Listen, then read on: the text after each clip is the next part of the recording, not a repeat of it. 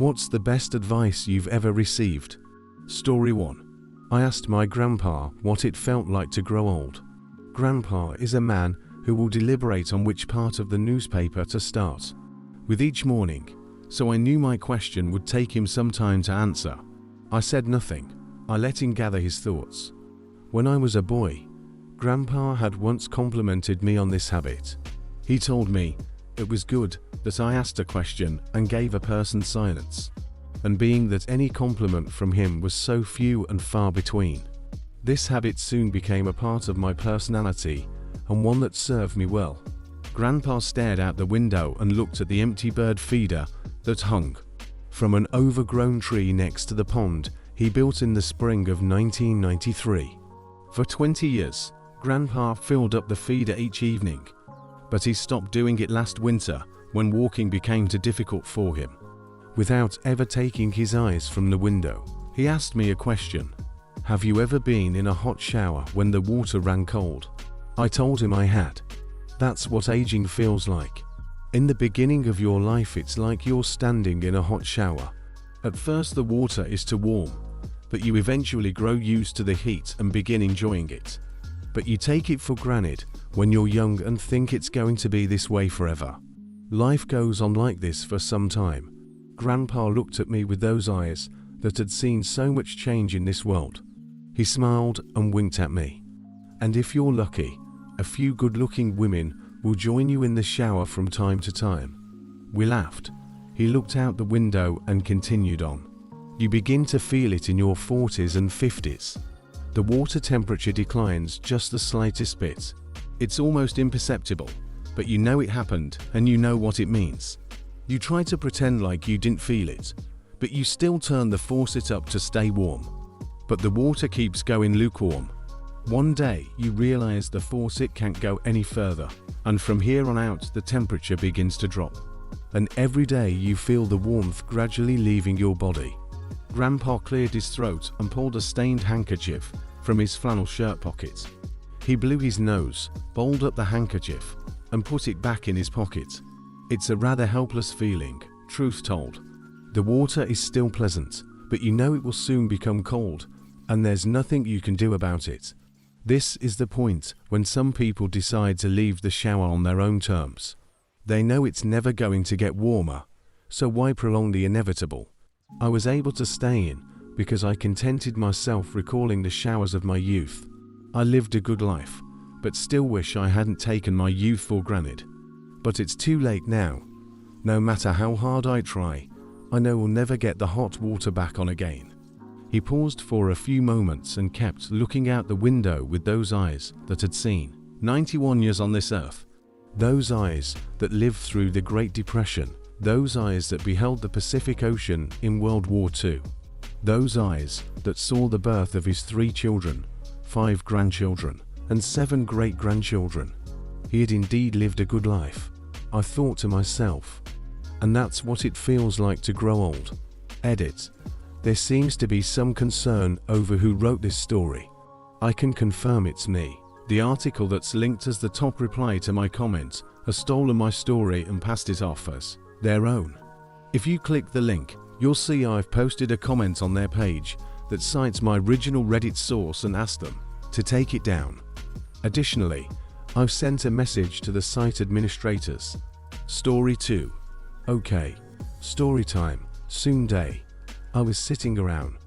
I was an early teenager, so it was pretty much a given that I was super horny.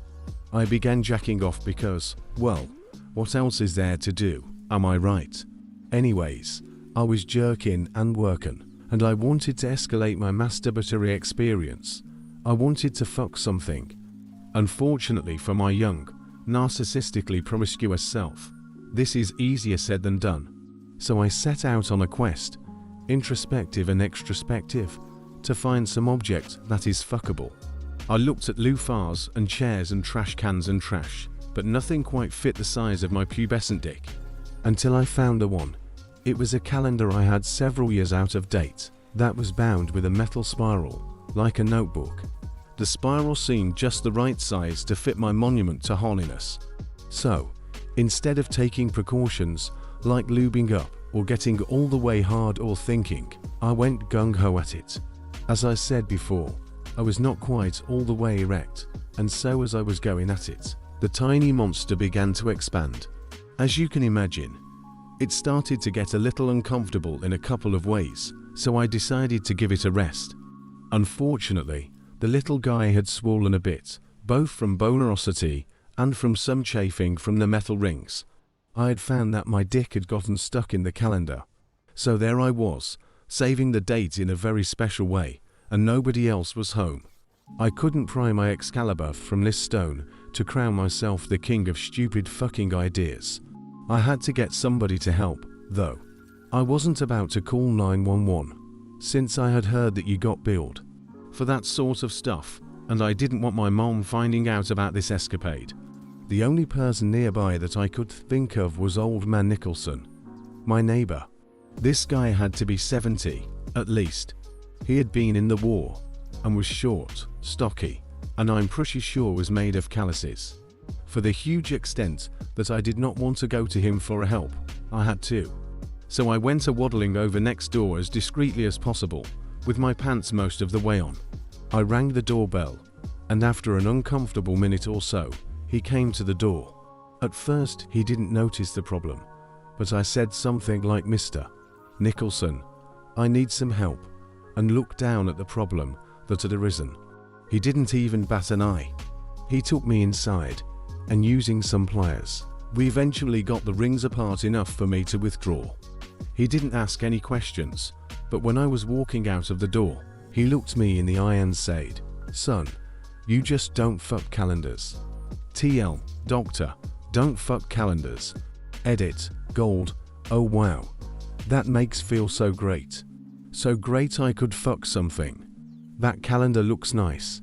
Also, my top-rated comment is now about sticking my dick in a calendar. Story 3. Love is patient, love is kind. It does not envy. It does not boast. It is not proud. It does not dishonor others. It is not self-seeking. It is not easily angered. It keeps no record of wrongs. Love does not delight in evil, but rejoices with the truth. It always protects, always trusts, always hopes, always perseveres. Love never fails, but where there are prophecies, they will cease. Where there are tongues, they will be stilled. Where there is knowledge, it will pass away. For we know in part, and we prophesy in part. But when completeness comes, what is in part disappears. When I was a child, I talked like a child, I thought like a child, I reasoned like a child. When I became a man, I put the ways of childhood behind me. For now we see only a reflection as in a mirror. Then we shall see face to face. Now I know in part, then I shall know fully, even as I am fully known. And now these three remain, faith, hope and love. But the greatest of these is love, the Bible. Story 4. It's not an advice, but an observation. I was riding on the trolley with a technical book programming language on my lap. I was in my 20s back then. An older gentleman interrupts my reading, was annoyed by it. He talks about his job lawyer, and how much money is involved in his current case. Then he switches the conversation to my book. He looks at the cover featuring an animal, and talks about the characteristics of the animal.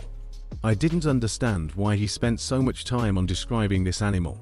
I was just annoyed, but later, it occurred to me.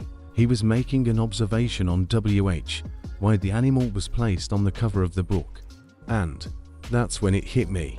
The characteristics of the animal matched the characteristics of the programming language. It may seem like a minor thing, but here was something staring me in the face for weeks, months, and I had not seen it. I thought I was so smart, but this annoying lawyer guy showed me what a noob I was. He must have realized what I had thought of him, and he showed me who was smarter. Thanks, lawyer dude. I've remembered that event so many times keeps me grounded.